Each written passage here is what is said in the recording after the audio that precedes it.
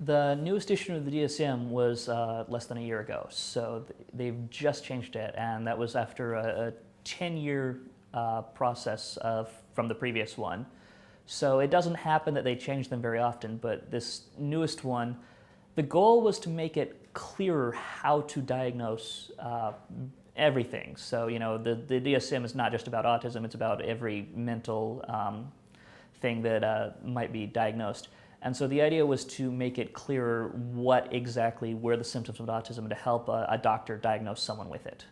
Like Asperger's often wasn't necessarily covered by insurance unless they wrapped it into autism. Asperger's may not have been covered by colleges who had programs for people with disabilities, things like that.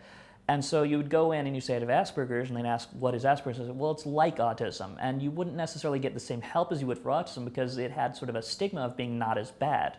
But now you can go in and say, I have autism. It's diagnosed. This is what I have.